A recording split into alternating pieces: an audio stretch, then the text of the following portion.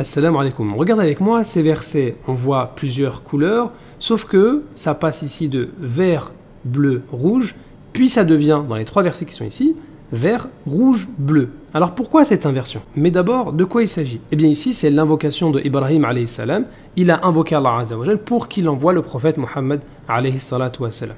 Et ici, dans les trois versets en bas, eh bien c'est la réalisation. Allah azza wa jal nous parle du fait que maintenant, l'islam est arrivé, le prophète alayhi salatu wa salam a été envoyé. Eh bien maintenant, l'objectif de l'envoi du prophète Muhammad alayhi salatu wa salam, il est ici. Premièrement, yatlu alayhim ayatik, il récite les versets. Deuxièmement, yu'allimuhumul kitaba wal hikmah, il leur enseigne le livre et la sagesse.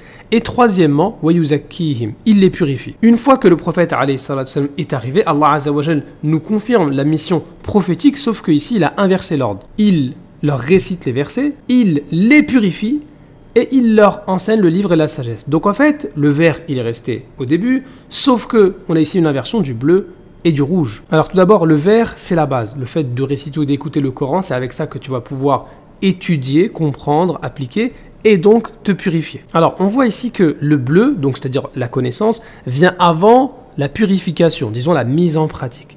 Eh bien tout simplement puisque le but de la révélation c'est de mettre en pratique. C'est donc avec la connaissance qu'on va réussir à nous purifier. Purification du polythéisme, purification de l'hypocrisie, des mauvais comportements, etc. La purification, elle est donc à la fin, mais on en a aussi besoin dès le début. Avant même d'étudier et d'apprendre, tu dois avoir une bonne intention. Et on voit ici que la purification vient avant la connaissance. Donc purification, on en a besoin au début et à la fin, en fait, tout le temps. On remarque également en étudiant le contexte des 4 versets que l'accent est mis sur la purification ou sur la connaissance du livre. Par exemple, sourate 2 au verset 136, donc un petit peu après celui-là, Allah Azza wa Jal nous parle de la révélation descendue sur Ibrahim alayhi salam et les autres prophètes venus après lui.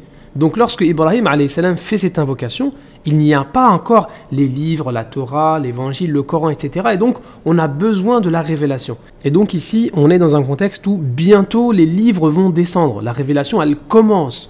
Et donc ici, on parle d'abord de la révélation du livre, de la sagesse, avant la purification. Alors que ici, on n'est plus du temps de Ibrahim alayhi salam, on est du temps du prophète alayhi salatu wa salam, et donc la révélation est terminée, tous les livres sont descendus, et donc là on va d'abord parler de la purification, puisqu'on voit à côté du verset 151, juste avant, ceux à qui nous avons donné le livre le reconnaissent comme ils reconnaissent leurs enfants. Or, une partie d'entre eux cache la vérité alors qu'ils savent. Donc en fait, la connaissance est déjà là, la révélation est déjà connue, sauf que les gens, ils la cachent, et donc ils ont besoin de purification.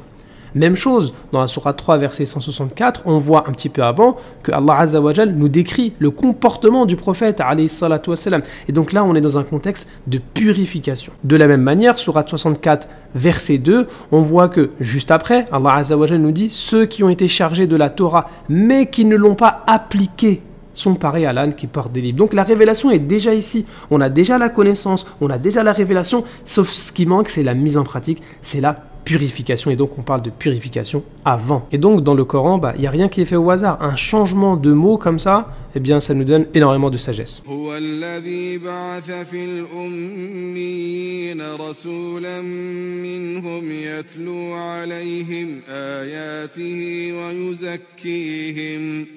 ويزكيهم ويعلمهم الكتاب والحكمة وإن كانوا من قبل لفي ضلال مبين